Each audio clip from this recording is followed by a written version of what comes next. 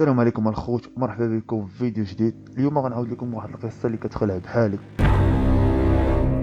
المهم كنت كنقلب في الانترنت، بغيت نهضر على الحب. اوكي. وانا كنقلب باش نهضر على الحب طلعت لي هاد القصه هادي بزاف. تبعوا معايا حتى الاخر باش تعرفوها. واحد الطبيب الماني سميتو جورج مزيود في 1877، وكان تقني بالاشعه، يعني كان كيدير داكشي ديال السكانر. في 1926 غادي يسافر من المانيا لامريكا، واحد البلاصه سميتها كي ويست، كاينه في فلوريدا. وهنا الدكتور ديالنا غيخدم في ميريكان عادي، حتى حاجه ما كاينه، ترونكيل خدام على راسه. من بعد 4 سنين ديال الخدمه في كي ويست في ميريكان، وبالضبط في 1930 غادي تجي واحد البنت مع امها. هاد البنت سميتها الينا. البنت الينا جات للسبيطار باش تداوم واحد المرض اللي خطير في داك الوقت.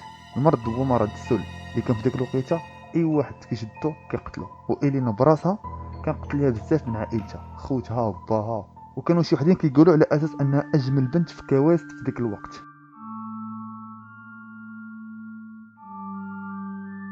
نرجعوا للدكتور ديالنا، وملي غتدخل الينا للسبيطار وهنا غيدوز ليها بحكم هو اللي كان كيدير السكانير في ديك البلاصه. دخلت عنده وغادي يشوفها، وكيف كنقولوا الحب من اول نظره. الدكتور ديالنا شافها عجباتو، وكان بعض الروايات كيقولوا على اساس ملي شافها قال لهم شفتها وانا نتفكر فتاة احلامي. شافها ويترجع به اللور فاش كان باقي صغير، وكتعدو تا هو فتاة احلام ديالو. الدكتور جورج ما خلى ما دار باش يعتق ديك البنت، لكن للاسف من بعد 3 شهور تم الامانه امانته، ماتت الينا. من بعد الموت العائله ديالها حزنوا عليها بحال كاع الناس، داروا لها جنازه ديالها، دفنوها وتوادوا معاها. وسالت القصه ديال الينا هنايا.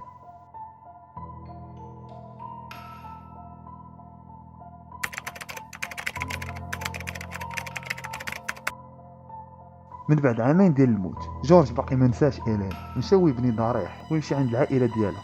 قال لهم بغيت ناخذ عندكم اذن بانني نجبد الينا من القبر ونحطها في داك الضريح. وهنا العائله غادي يوافقوا، وبالفعل غادي يمشي يجبدها وغادي يحطها في داك الضريح. وهو كان الهدف ديالو انه يكون فقط قريب من الينا. وهنا الناس كاملين في ديك المنطقه بحكم ان كيوست صغيره عرفوا باللي الدكتور جورج كيبغي الينا ديال بصح. المهم جورج كان كل مره كيمشي كيزور الينا في الضريح اللي بنا ليها، وكان فيما كيمشي كان كيدي لها باقه ديال الورود، وكان كيقول لهم على انها كانت كتبان ليه، وكان كيهضر معاها، وكانت كتغني ليه واحد الاغنيه. هاد الاغنيه هادي صراحه حاولت نقلب عليها في الانترنت ما لقيتهاش. هاد الاغنيه سميتها لا باندا نيغرا اولا الزواج الاسود. هاد الاغنيه من الكلمات ديالها انها كتقول ليه ديني معاك، ديني معاك.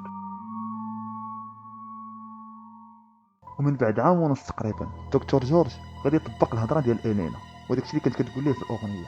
غادي يجي بالليل ما شافوه حتى شي واحد، غادي يجيب معاه واحد الكروسه ولا واحد العربه، وغادي يهز الينا وغادي يديها معاه.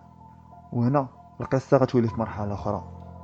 جورج ملي دا الينا للدار طلعها ويحطها في البيت الناعس، واول حاجه دار ملي جبدها بدا كيرمم فيها، يعني البلايص اللي في الوجه ديالها بداو كيتحللوا وبدا كيسدهم. وباش كيسدهم بالشمع، كان كيشد الثوب اولا الفاطمه كيديرها في الشمع وكيحطها لها على الوجه ديالها وحتى في الجسم ديالها. وبلايص اللي ما بقاش فيهم اللحم ولا اللي تحللوا بزاف كان كيشد الشمع والقبص والزيت، كان كيدير فيهم الثوب ديال الحرير، وكان كيهز داك الثوب اللي مرقد في داك القبص والشمع والزيت وكيحطو ليه على الجسم ديالها. كان كيحطها مثلا على صدرها على البلايص باش يبقى الجسم ديالها محافظ على الانوثه ديالو. ومن موراها كان كيدير بزاف د الحوايج لانهم يمكنوا ليه انه يمارس معها علاقات جنسيه.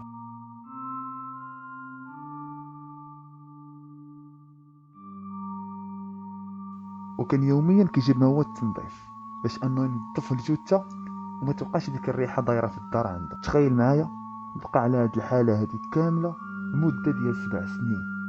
تخيل معايا 7 سنين وانت كتنعس مع جثه. من بعد هاد المده هذه الناس لاحظوا فيه تحركات غريبه، خصوصا انه سمح في الخدمه ديالو باش يبقى وقته كله مع إيلين. فكيف كانوا كيقولوا الناس كل مره كيشوفوه كيجي كيجيب معاه حوايج ديال العيالات كيدخلهم عنده للدار، زائد دوك مواد التنظيف اللي كان كيجيبها بكثره. وانه كل ليله كان كيطلق الموسيقى مجهده في الدار عنده وكاين اللي كان كيشوفو كانه كان كيشطح مع شي حاجه في الدار. المهم بقاو ديك التحركات الغريبه اللي كان كيدير، الناس لقاو اشاعه على اساس الدكتور جورج حماق وسبابو ديك البنت اللي توفات ليه هذه مده. جاز الوقت، الاخت ديال الينا وصلتها الاشاعات شنو كيوقع للدكتور جورج، وهي تقول ارا نمشي عند نزورو. مشات عنده للدار، دقات عليه، خرج عندها، تبادلوا السلام عادي، سلام لاباس بخير شكتعاود امورك مزيان. وهي تقترح عليه واحد الاقتراح، قالت لي دكتور جورج يلا نمشي نزورو الينا في القبر ديالها. هنا هو جاوب بواحد الطريقه بارده، قال لها ما كاينلاش نمشيو عند الينا، ودخلها معاه للدار. انا الاخت ديال الينا كتدخل للدار وكتفاجئ بالجثه ديال اختها ناعسه فوق الناموسيه، وكيف وصفاتها اليوم قالت لهم بحال شي اميره، بحكم انه كان ملبسها اللباس ديال العروسه. اخت الينا من الهول ديال داك المنظر اللي شافت تصدمات. اول حاجه دارت هي انها عيطت للسلطات. جاو السلطات اعتقلوا جورج، والخبر ديك الساعه دار بوم في ميريكان كامل. وديك الشهره اللي دارت القصه في ديك الوقت، شدوا الجثه ديال الينا حطوها في واحد المعرض وجاو الناس كيشوفوها، وجا اكثر من 8000 شخص يشاف الينا بينهم كبار وصغار. هنا غادي يهزو الينا وغادي يدفنوها في واحد المقبره. اما بالنسبه للطبيب ديالنا فانه في التحقيق جابوا ليه اطباء نفسيين باش يشوفوا الحاله ديالو النفسيه. تخيل معايا، لقاوه باللي داكشي كامل اللي كان كيدير كان كيديروا من كامل قواه العقليه. يعني الدكتور ما كان فيه حتى شي مرض ولا حتى شي حاجه، داكشي كان كيديروا بكامل قواه العقليه. والتسطان ديالو واحد هز الجثه وقال لك بكامل قواه العقليه، وبزاف عاوتاني هادشي. وكان قال لهم في التحقيق انهم دار داكشي كامل حيت ما يقدرش يعيش بلا الينا. وهنا الناس مورا ما شافوا هادشي اللي طرا وسمعوا هادشي اللي قال تعاطفوا معاه بزاف، وكانوا كيقولوا على انه انسان رومانسي. المهم الناس تعاطفوا معاه بشكل كبير، والمحكمة تلقات سراحه بحكم التقادم، يعني ان الجريمه داز عليها مده طويله، ما كاينلاش انهم يحاسبوه. هو يخرج وبقى عايش بوحده. لكن من بعد عام الدكتور ديالنا تقهر بالوحدانيه وما قدرش ينسى الينا. داكشي علاش قرر انه يخوي ديك المدينه اللي هو فيها، وقبل ما يخوي المدينه مشى للضريح هو يفجر.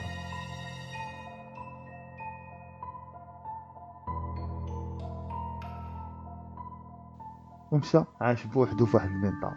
ومن بعد 11 عام البوليس غادي تجيهم خبار على اساس كاين واحد الجثه في واحد الدار اللي كان ساكن فيها جورج. هنا البوليس غادي يجيو لديك الدار وغادي يدخلوا ليها، وملي غادي يدخلوا غادي يلقاو الجثه ديال الدكتور جورج وحداه التمثال ديال الينا مصاوب من القبص. في نظركم الحب يخليك دير هادشي كامل؟